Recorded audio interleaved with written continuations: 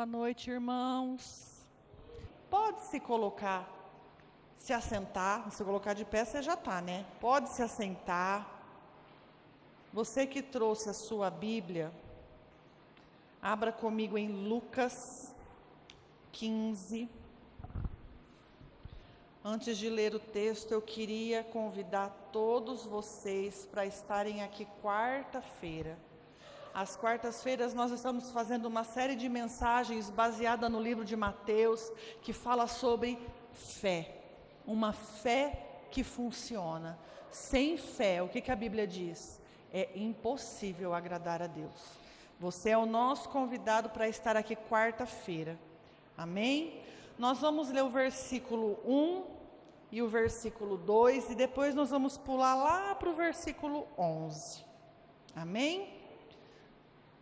Diz assim: aproximavam-se de Jesus todos os publicanos e pecadores para ouvir, e murmuravam os fariseus e os escribas, dizendo: este recebe pecadores e come com eles. O versículo 11 continuou: certo homem tinha 2 filhos. O mais moço deles disse ao pai: pai, dá-me-lhe a parte dos bens que me cabe. E lhes repartiu os haveres. Passados não muitos dias, o filho mais moço, ajuntando tudo que era seu, partiu para uma terra distante, e lá dissipou todos os seus bens, vivendo dissolutamente. Depois de ter consumido tudo, sobreveio àquele país uma grande fome, e ele começou a passar necessidade. Então ele foi e se agregou a um dos cidadãos daquela terra, e este o mandou para seus campos a guardar os porcos. Ali desejava-lhe fartar-se das alfarrobas que os porcos comiam, mas ninguém lhe dava nada. Então, caindo em si, disse: quantos trabalhadores de meu pai têm pão com fartura, e eu aqui morrendo de fome? Levantar-me-ei e irei ter com meu pai, e lhe direi: pai, pequei contra o céu e diante de ti, e já não sou digno de ser chamado teu filho. Trata-me como um dos teus trabalhadores. E levantando-se, foi para o seu pai. Vinha ele ainda longe quando seu pai o avistou, e compadecido dele, correndo, o abraçou e o beijou. E o filho lhe disse: pai, pequei contra o céu e diante de ti, já não sou digno de ser chamado teu filho. O pai, porém, disse aos seus servos: trazei-me depressa a melhor roupa, vestiu, coloque um anel no seu dedo e sandália nos seus pés. Trazei também e matai um novilho cevado, comamos e nos regozijemos, porque esse meu filho estava morto e reviveu, estava perdido e foi achado, e começaram a regozijar-se. Amém? Todos nós já ouvimos essa parábola. Talvez essa seja uma das parábolas mais conhecidas, mais pregadas. E ela é uma parábola impactante, irmãos. Quando a gente começa a ler o capítulo 15, a Bíblia fala que se aproximavam de Jesus os publicanos e os pecadores. E no versículo 2, os fariseus murmuravam. Por quê, irmãos? Porque os fariseus acreditavam que somente eles eram dignos de receber amor do Senhor. Porque eles eram bons demais, porque eles eram perfeitos, porque eles eram dignos. E as outras pessoas, os publicanos, os pecadores, não. E eles ficavam indignados, porque aquelas pessoas estavam ali para ouvir Jesus, e Jesus dava atenção para eles. Jesus ouvia, Jesus falava, Jesus dava atenção para aquelas pessoas. Sabe por quê, irmãos? Porque a palavra de Deus, ela não vem para aqueles que merecem ouvi-la. A palavra de Deus vem para mim e para você, para o publicano, para o pecador, para aquele que falha, para aquele que erra, para aquele que não é perfeito, para aquele que peca todo dia, toda hora. A palavra do Senhor veio para mim e para você. Você já pensou se Jesus olhasse lá do céu e falasse: fulano é bonzinho, vou amar ele. Fulano é digno de receber o meu amor. Olha como que ele é bom, eu vou amá-lo. Não é assim que acontece. Jesus olha para a gente, o que que ele vê, irmãos? Sujeira e pecado. E ainda assim ele escolheu nos amar. E ainda assim ele escolheu se entregar no nosso lugar. E é isso que essas parábolas vêm nos dizer, que o Senhor, que Deus é um Pai que está à nossa procura, à nossa espera. Nesse capítulo 15, ele fala da parábola da ovelha perdida, ele fala da parábola da dracma perdida, e ele fala da parábola do filho pródigo. Um Deus que tem procurado pelos seus filhos, um Deus que anseia nos encontrar, um Deus que está disposto a nos amar, mesmo nenhum de nós merecendo. E é isso que os publicanos, que os fariseus não entendiam. Como pode um Deus amar um pecador? Como pode um Deus amar uma pessoa cheia de falhas? E graças a Deus, irmãos, nós somos alvo do amor do Senhor. Graças a Deus que nós não precisamos ser perfeitos para ser amados. E aqui a gente vê a parábola do filho pródigo, que é nessa palavra que eu quero me atentar com vocês. Eu, hoje, enquanto lia, eu fiquei: Senhor, não sei se esse seria o título adequado para essa parábola, porque essa parábola ela fala mais sobre um pai do que sobre um filho. Um pai que espera pelo filho perdido. Um pai que não ficou olhando os erros do filho, mas que está lá, esperando o momento desse filho voltar. Um pai cheio de amor, um pai com o coração repleto de perdão, esperando aquele filho retornar aos seus braços. Mas antes de falar desse pai, eu quero falar sobre o filho. Eu sei que todos vocês já cansaram de ouvir essa palavra. Mas uma das maravilhas da Bíblia, dessas palavras, é que cada vez que a gente lê, ela trata com a gente de uma maneira diferente. A palavra do Senhor, ela se renova todos os dias. Amém? Glória a Deus. Eu quero falar sobre 4 fases desse filho pródigo. E a primeira fase desse filho, eu anotei aqui como uma fase da vida dele. Uma fase que ele era feliz, mas inconscientemente. Gente, nós entendemos, lendo essa passagem, que o pai era um homem rico. Ele tinha servos, ele tinha animais, ele tinha joias, ele tinha bens, ele tinha herança para deixar para esse filho. Então, se ele era um homem rico, o que a gente consegue pensar? Nessa casa tinha fartura, nessa casa tinha conforto, nessa casa tinha provisão, nessa casa tinha cuidado, nessa casa não faltava nada. Tudo que esse menino, que esse jovem, que a Bíblia não diz quantos anos ele tem, que esse homem precisava, com certeza havia nessa casa. Havia bens, havia honra, havia amor, havia herança. Tudo o que ele precisava, ele tinha lá. Não lhe faltava nada. Só que ele não tinha consciência disso. E às vezes a gente julga muito esse filho pródigo. A gente fala, mas se eu tivesse tudo isso, jamais que eu ia abandonar a casa do meu pai, jamais que eu ia deixar essa mordomia.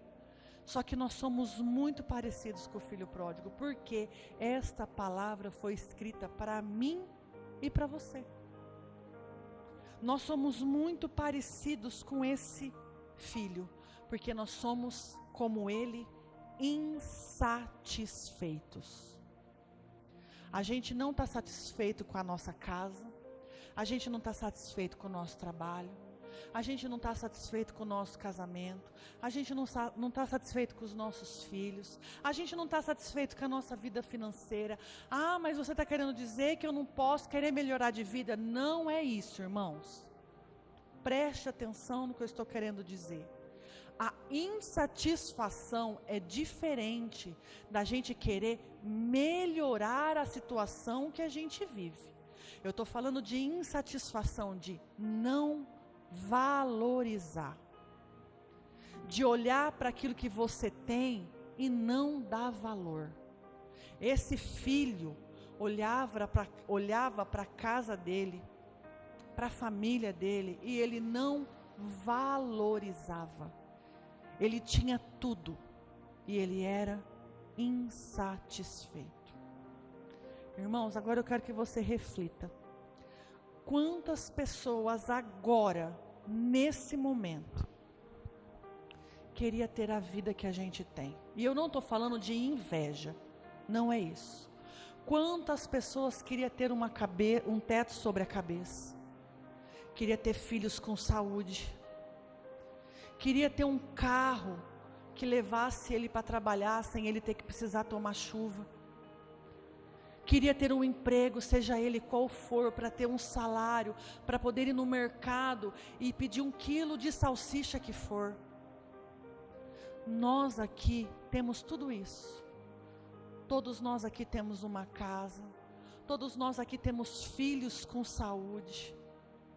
E às vezes a gente olha e reclama tanto. A gente murmura tanto. Nós não somos satisfeitos com aquilo que a gente tem. A gente reclama. Eu volto a dizer, eu não estou falando que você não pode almejar ter algo melhor, não é isso. Eu estou falando é você ser insatisfeito. É você murmurar. É você reclamar. É você querer viver algo que às vezes não é o tempo de viver ainda. Irmãos, a insatisfação antecede a queda. Eu sempre gosto de falar que a obediência antecede o milagre. E a insatisfação antecede a queda. Quer um exemplo de um ser muito insatisfeito? Lúcifer. A Bíblia fala que ele era quem? Querubim ungido, anjo de luz, regente de louvor. Ele estava no céu, irmãos, ao lado do Senhor. E ele ficou insatisfeito. E ele queria o quê? Ser Deus. E a insatisfação dele foi o que trouxe a queda dele. Nós não podemos ser insatisfeitos, irmãos, porque tudo o que nós temos foi o Senhor que nos deu. A nossa casa foi o Senhor. O nosso trabalho, que às vezes a gente reclama tanto, foi fruto um dia de oração. O casamento que nós temos, o nosso cônjuge, é o que, irmãos? Fruto da nossa oração. Os nossos filhos são frutos de oração. E nós estamos insatisfeitos. Esse filho olhava para a sua própria vida e vivia descontente. Vocês conseguem imaginar? Vamos pensar no dia de hoje. Hoje. não vamos pensar lá atrás não, hoje. Um filho de um fazendeiro. O que a vida tem proporcionado para um filho de fazendeiro? Que hoje dirige uma Dodge Ram, que usa roupa de marca, que tem o iPhone da última geração e que não faz ideia de quanto que é o IPVA do carro, de quanto custa para encher o tanque de diesel, que está quase R$10. E às vezes ele está insatisfeito. Era essa a situação desse filho, insatisfeito, infeliz. Ele era feliz inconscientemente dentro da casa do pai dele. Ele não tinha consciência do que ele vivia. Eu quero ler o versículo 12 com vocês. O mais moço deles disse ao pai: Pai, dai-me a parte dos bens que me cabe. E ele lhes repartiu os haveres. A insatisfação nos traz rebeldia. Irmãos, todos nós sabemos que para a gente receber uma herança, alguém precisa morrer, é ou não é? Ninguém recebe herança de pai e de mãe vivo. Só que, para esse filho aqui, o pai dele já estava morto. Pai, me dá minha herança, porque para mim o senhor não... Estou nem aí. Dá o que é meu, que eu quero viver minha vida. Eu fico aqui dentro, o senhor me controla. Eu não quero mais isso para mim. Eu quero ter o meu dinheiro para gastar do meu jeito, para fazer do meu jeito, para viver a minha vida do meu jeito. No coração desse filho, o pai dele já havia morrido. Eu quero minha herança. Não me importa qual vai ser o dia da sua morte. Eu quero o que é meu agora, de direito. A insatisfação causa em nós rebeldia, irmãos. A gente se rebela. A gente fala demais, murmura demais. A gente quer fazer aquilo que a serpente diz no nosso ouvido. Pode comer da fruta, você vai ser igual a Deus, você não vai morrer. Pode comer, come, seus olhos vão ser abertos. Tudo isso aqui vai ser seu. E a gente se rebela. E a gente acha que Deus não é bom, que se esqueceu de nós, que a gente nem precisa tanto assim de Deus, que a gente dá conta de resolver as nossas coisas, que a gente é inteligente demais, esperto demais, e a gente se estrepa. Esse filho se tornou um infeliz, inconsciente. Olha o versículo 13. Passado não muitos dias, o filho mais moço, ajuntando tudo que era seu, partiu para uma terra distante e lá dissipou todos os seus bens, vivendo dissolutamente. O que esse versículo significa? Pegou o seu dinheiro, foi para um país distante, num lugar onde ninguém o conhecia, e gastou tudo. Como? Dissolutamente. O que é isso? Com prazeres, com mulheres, com amigos, com bebedeira, com prostituição, com coisas sem importância, com coisas que não agregam nada. Esse filho aqui, ele não pegou essa herança e foi lá e fez um investimento. Não. Ele achou que aquele dinheiro nunca mais ia acabar. Ele achou que ele ia viver o resto da vida gastando dissolutamente. Vamos acordar 9 horas e vamos beber. Não me importa se hoje é terça, sexta, sábado, feriado. Todo dia é dia de gastar o meu dinheiro com prazeres, com aquilo que o meu pai não me deixava fazer, com aquilo que eu não podia fazer lá na casa do meu pai, porque lá eu não era feliz. Hoje eu sou. Hoje eu vivo a minha vida do jeito que eu quero. Só que ele não conseguia entender que ele era um infeliz. Ele não tinha essa consciência.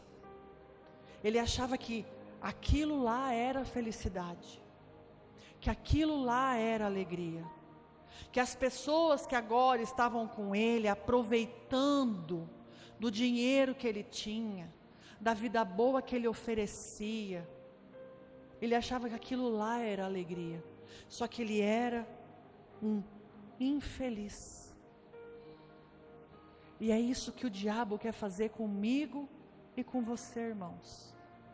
Ele vem para nos dizer que quando nós servimos a Deus, Ele controla a nossa vida e nós somos presos e nós não podemos fazer nada, porque hoje não mais, mas há um tempo atrás, ser cristão era sinônimo de ser reprimido, porque cristão não pode fazer isso, cristão não pode fazer aquilo, cristão não pode isso, cristão não pode aquilo, tudo é proibido, nada se pode. Hoje não, hoje a gente vê um cristão na rua, a gente nem sabe o que é, porque o cristão hoje, ele bebe, ele fica bêbado, ele usa roupa curta, ele dança funk, só que aos domingos ele vai na igreja. É isso que o diabo quer fazer com a gente. Não, você não precisa viver do jeito que o teu pai diz. Pode viver sua vida. É bom assim. Foi isso que a serpente falou para Eva no jardim. Pode comer do fruto. Pode. Pode viver sua vida livre. Só que isso nos traz infelicidade. Mas a gente se engana, dizendo que sim, eu sou feliz com as escolhas que eu faço. Eu estou muito feliz, gastando todo o meu dinheiro em bebidas, em mulheres, em vícios. Sim, porque eu sou livre. Eu posso fazer tudo o que eu quero. Esse moço, esse filho, ele achava que ele estava vivendo a melhor fase da vida dele, enquanto na verdade ele estava caminhando para destruição. O versículo 14: depois de ter consumido tudo, sobreveio àquele país uma grande fome, e ele começou a passar necessidade. E o que aconteceu, irmãos? Todas aquelas pessoas que ele achavam que eram seus amigos, estavam aonde? Foram embora. A Bíblia não fala deles. Acabou. Ninguém permanece do nosso lado quando a gente passa por momentos de luta. Os únicos que permanecem são aqueles que o Senhor coloca ao nosso lado. Amigos de bar, amigos de balada, que só têm interesse naquilo que a gente tem para oferecer. Quando as coisas apertam, eles são os primeiros a ir embora. Eles são os primeiros a sair correndo sem olhar para trás. Só que esse jovem aqui achava que ele era o bonzão, quando na verdade ele estava indo em direção ao fundo do poço. Então, versículo 15, ele foi e se agregou a um dos cidadãos daquela terra, e este mandou para os campos aguardar os porcos. Irmãos, para os judeus, os porcos são animais impuros, não se come porcos. Isso significa que um homem que cuidava de porcos era a escória, era o pior. Quando a pessoa chega lá no último estágio, não tem mais fundo depois do fundo do poço, ele vira cuidador de porcos. Foi isso que esse homem se tornou. Cuidador de porcos, sem dignidade, sem honra, sem comida, sem amigos, sem bens, sem nada. Se a gente continuar a ler, ele fala, versículo 16, ali ele desejava fartar-se das alfarrobas que os porcos comiam, mas ninguém lhe dava nada. Nem a lavagem dos porcos ele podia comer. Vocês conseguem imaginar um estado deplorável desse homem? A situação que esse homem estava. E a gente lê e se indigna. Acha, deixou tudo que tinha, gastou inconsequentemente e agora está aí, igualzinho a nós. Talvez a gente não está morando no chiqueiro. Talvez a gente não está passando fome. Mas o fundo do poço que a gente se encontra é igualzinho a esse homem aqui. Sozinho, perdido, sem saber para onde ir, fazendo escolhas erradas, tomando decisões erradas, sendo precipitado, eloquente, gastando aquilo que tem e o que não tem, tomando decisões erradas, andando com pessoas erradas. Era essa a situação desse homem. Agora ele era um infeliz consciente. Ele tinha consciência de onde ele estava, porque no versículo 18, 17, diz assim: então, caindo em si, ele disse: quantos trabalhadores de meu pai têm pão com fartura, e eu aqui morro de fome. Agora ele tinha consciência do que ele estava vivendo. Agora ele tinha consciência do que ele tinha, do que ele deixou para trás, do que ele perdeu, do que ele abriu mão, daquilo que ele achava que não valia nada. Agora ele se lembra que na casa do pai dele tinha fartura, que na casa do pai dele ele tinha honra, na casa do pai dele ele tinha provisão, ele tinha cuidado, ele tinha amor, que nada ali lhes faltava. Agora ele olha para trás, ele fala: a casa do meu pai.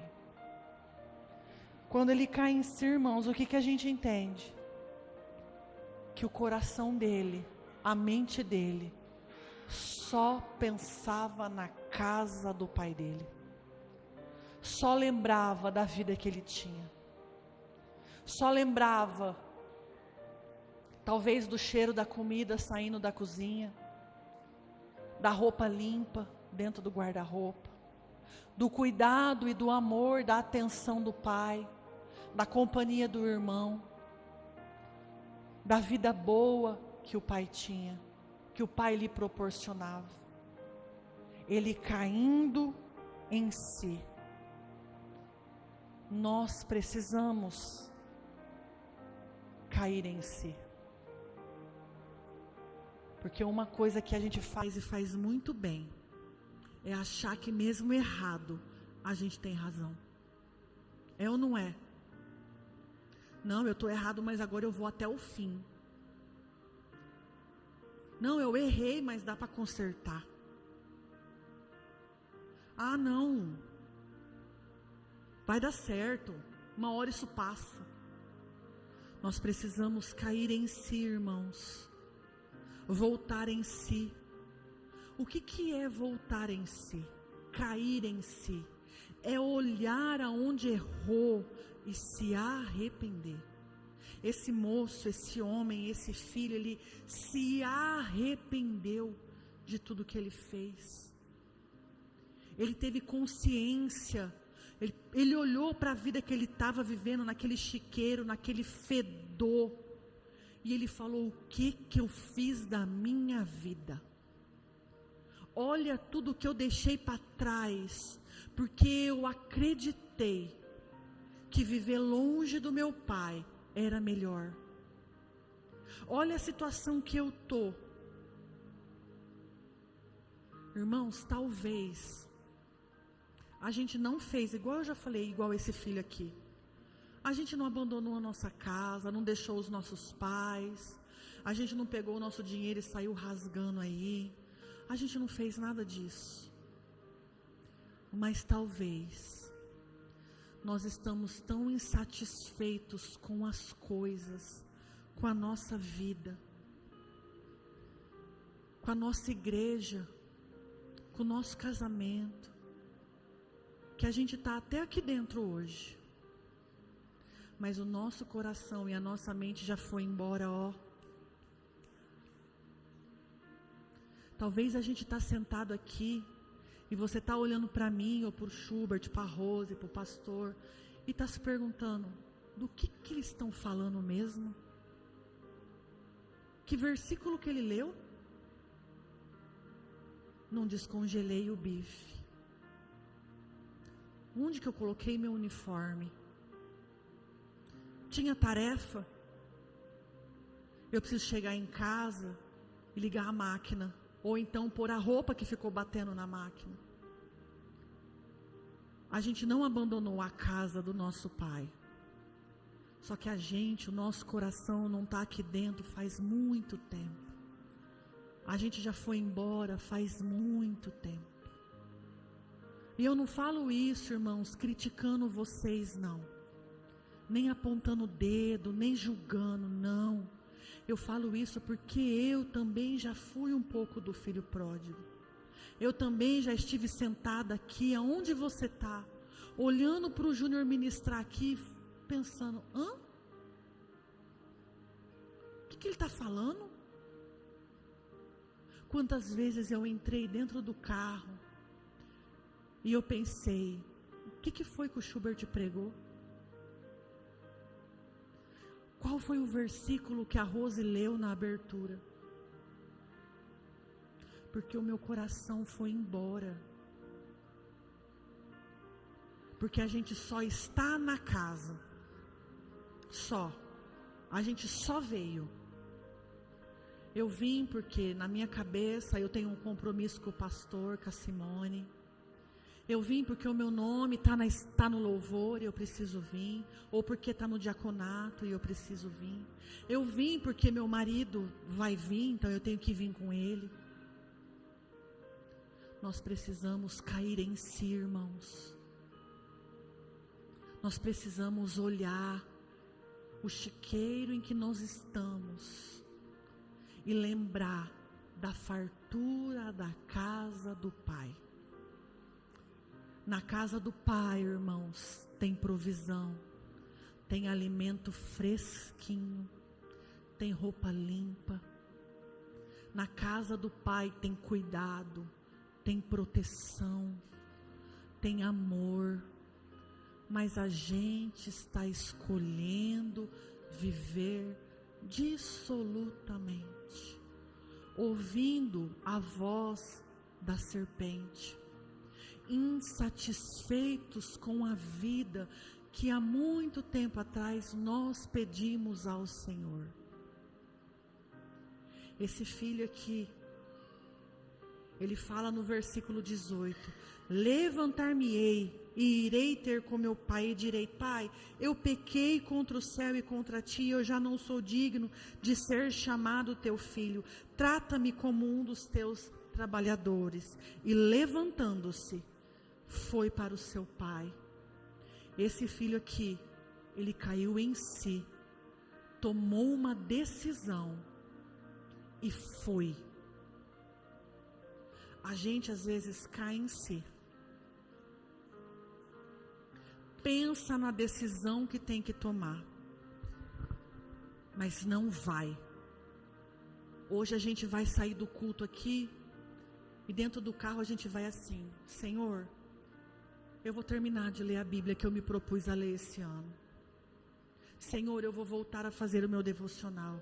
Senhor, eu vou voltar a vir nos cultos de quarta, eu vou orar de madrugada, eu vou fazer jejum, eu vou fazer diferente, eu não vou murmurar mais. Só que a gente só pensa, a gente só decide. Esse filho aqui, ele se levantou e foi. É isso que nós precisamos. Não é só ter intenção de ir, é ir. A intenção não muda em nada na nossa vida. Você quer ver? Eu vou falar por mim. Desde a primeira semana de janeiro, eu estou com a intenção de ir na academia. Eu fui uma vez. Quantos dias já passou esse ano? Daqui a pouco março termina. Eu estou com a intenção. A minha intenção de ir vai me trazer algum benefício? Nenhum. A nossa intenção não muda em nada na nossa vida. Não adianta nada você cair em si, você ter a intenção de voltar para a casa do Pai e não se levantar e ir.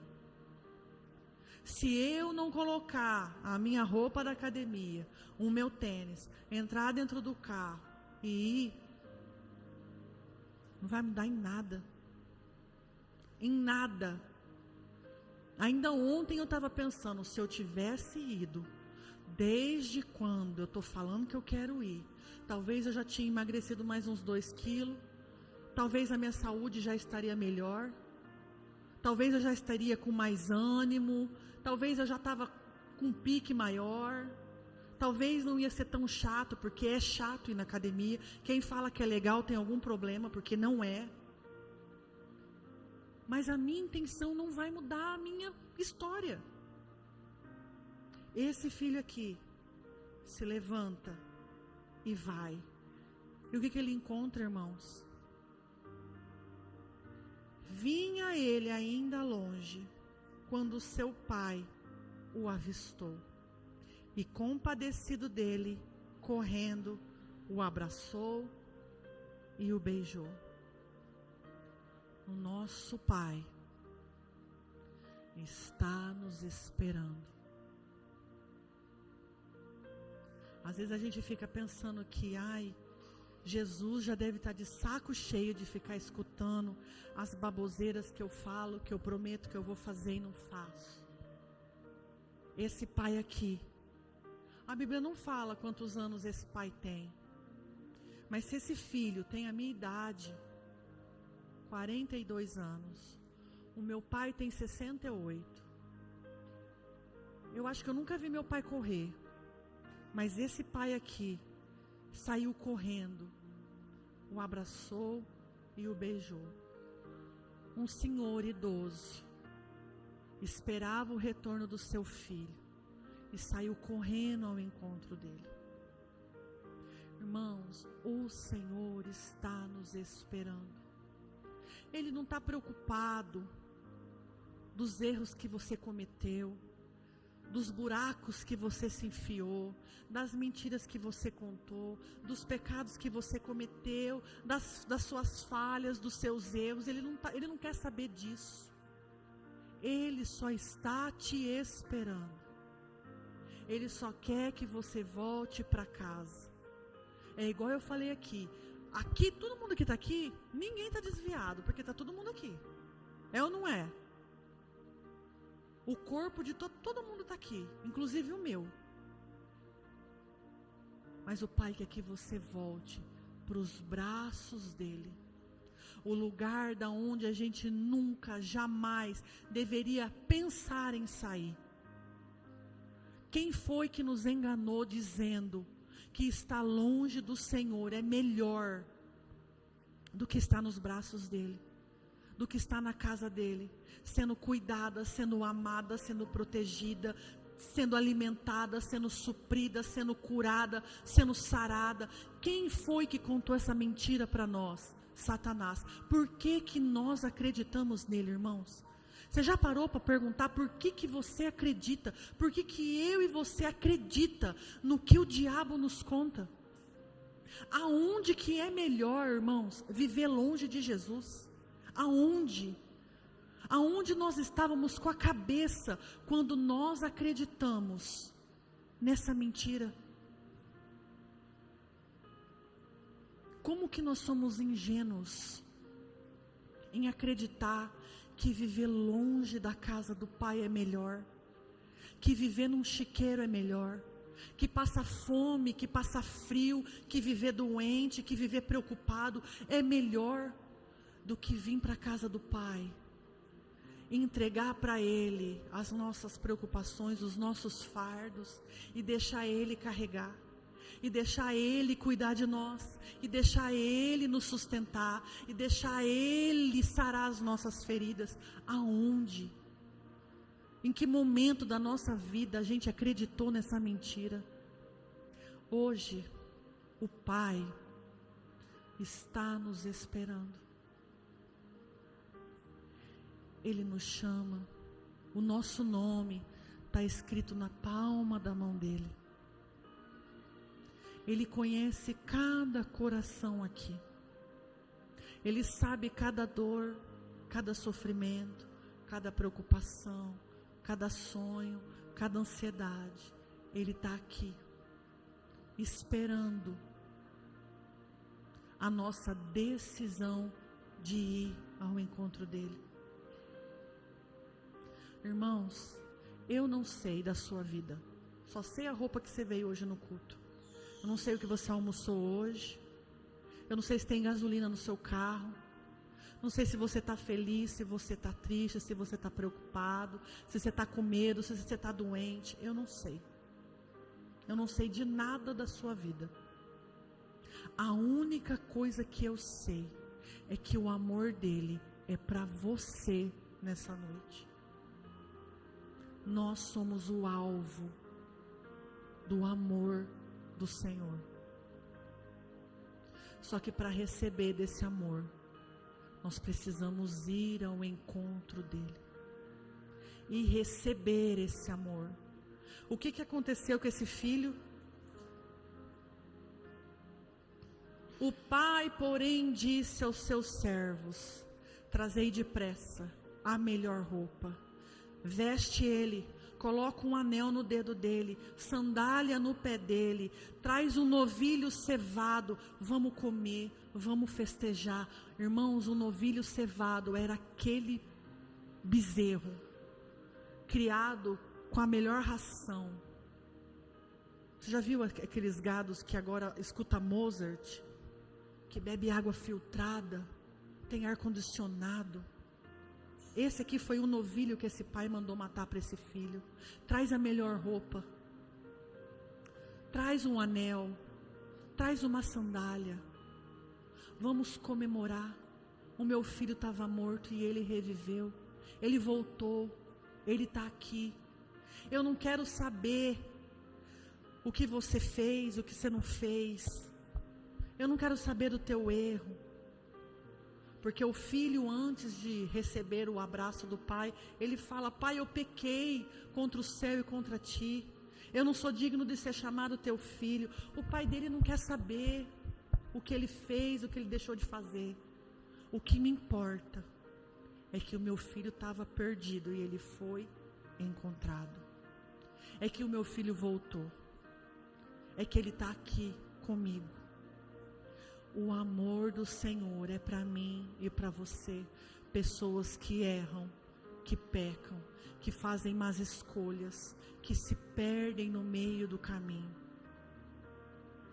O amor do Senhor é para nós, irmãos. O grupo de louvor pode subir. Se coloque de pé, igreja. Eu acho, na minha visão, que o nosso maior erro como cristão é não desfrutar a totalidade do amor de Jesus. Eu acho que esse é o nosso maior erro como cristão. É não viver esse amor. É não aproveitar desse amor que nós não fazemos nada para merecer, que nós não somos dignos E ainda assim, Ele nos espera de braços abertos. Jesus está aqui, irmãos. Eu não sei o que você tem a dizer para Ele. Eu não sei. Aonde era o chiqueiro que você estava? A única coisa que eu sei é que, como esse pai aqui, Ele está te avistando de longe, vindo ao encontro dele. E Ele está indo correndo para te encontrar. Não desperdice esse amor. Não desperdice o perdão que Ele tem para você. O anel que Ele vai pôr no seu dedo. A roupa nova que Ele vai te dar. Não desperdice a reconciliação que Ele tem para você. Amém? Amém, irmãos? Ele quer você por inteiro. O chiqueiro não é o seu lugar. Longe da presença do Pai, não é o teu lugar. Nós vamos viver a bênção que é sermos filhos de Deus. Amém? Glória a Deus.